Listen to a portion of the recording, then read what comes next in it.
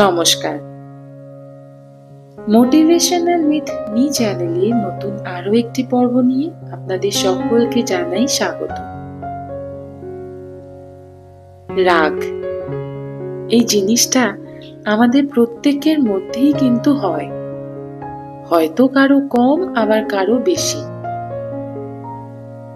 রাগের চোটে আমি বা আপনি অনেক কিছুই কিন্তু করতে পারি, অথবা রাগের চোটে আমরা সামনের মানুষকে যে কি বলি তার কিন্তু জ্ঞান থাকে না, আর ঠিক তার ফলেই ঘটে বিপত্তি।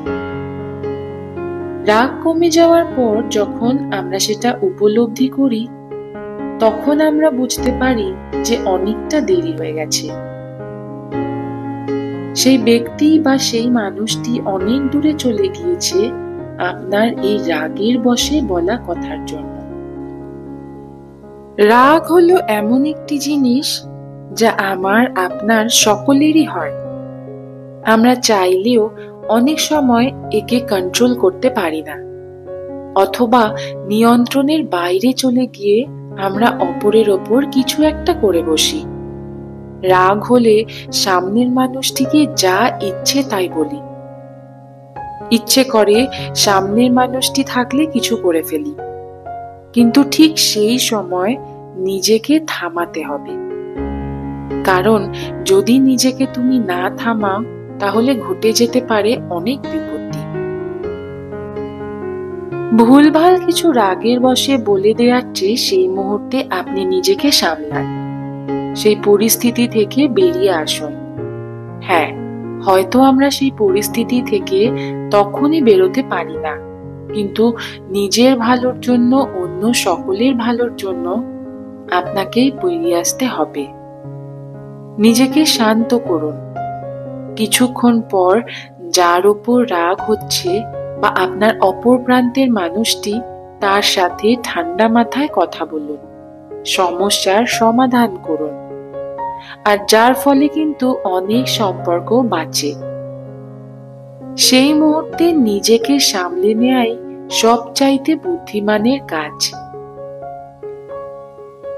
এই রাগ কমানোর ওষুধ হিসেবে আরো একটি কার্যকারী উপায় হলো, যে কারণের জন্য আপনি রেগে আছেন বা রেগে যাচ্ছেন সেই বিষয়টি লিখে রাখুন।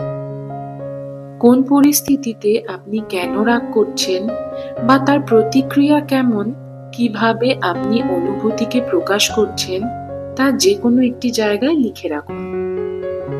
কিভাবে আপনি আপনার রাগকে নিয়ন্ত্রণ করতে চান, চাইলে সেটিও লিখে ফেলুন, আর বারবার সেই লেখাটি পড়ুন। এই পদ্ধতিটি আপনাকে আপনার অনুভূতি প্রকাশ করার সুযোগ দেবে, আর তার পাশাপাশি নিজের রাগকে নিজেই নিয়ন্ত্রণ করার শক্তি পাবেন। আপনি উল্টো গণনা শুরু করতে পারেন। বহুকাল ধরে এই প্রক্রিয়াটি খুব প্রচলিত, রাগ নিয়ন্ত্রণে খুব ভালো কাজ করে। যদি আপনি কোনো ঘটনায় খুব বিরক্ত হন, ভেতরে ভিতরে রেগে যাচ্ছেন, তখন আপনি পিছন দিক থেকে, অর্থাৎ 100 থেকে গুনতে শুরু করুন।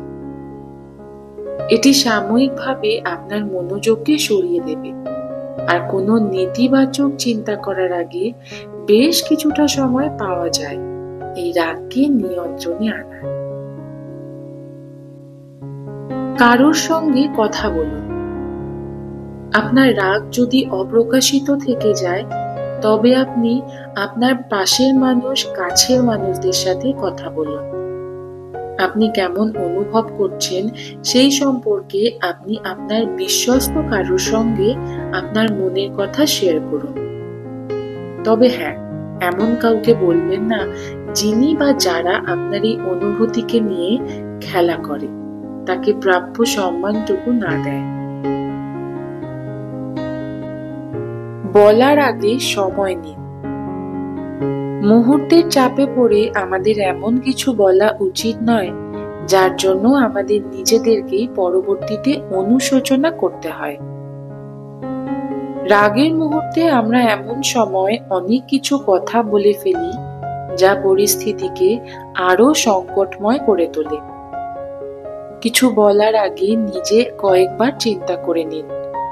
ভাবুন, আপনার এই কথা বা আপনার এই আচরণ আর একজনের কি প্রতিক্রিয়া হতে পারে। ক্ষমা করতে শিখুন। রাগকে নিজের মধ্যে পুষে না রেখে ক্ষমা করতে শিখুন। ক্ষমা সবথেকে বড় একটি শক্তিশালী হাতিয়ার। আপনি যদি রাগ বা অন্যান্য অনুভূতিগুলিকে নিজের মধ্যে লালন করতে থাকেন, তবে নিজের ভিতরের তিক্ততা আপনাকে আরো গ্রাস করবে। রাগ এমন একটা জিনিস যা চাইলেই আমরা কিন্তু নিজেদের নিয়ন্ত্রণে রাখতে পারি না। পরিস্থিতি আমাদের এমন জায়গায় এনে দাঁড় করায়, কোনো কিছুই ইমোশন আমাদের কন্ট্রোলে থাকে না। রাগও ঠিক সেরকম।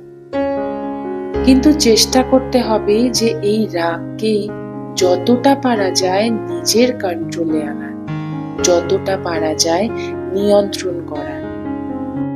আর তাহলেই দেখা যাবে যে আমরা যে কোনো সমস্যা থেকে সহজেই বেরিয়ে আসতে পারছি, আর যার ফলে আমাদের চলার পথে জীবনটা আরো মসৃণ হয়ে উঠবে। ভিডিওটির কিছু ভালো লাগলে অবশ্যই একটি লাইক, কমেন্ট ও চ্যানেলটিকে সাবস্ক্রাইব করে পাশে থাকার অনুরোধ রইল।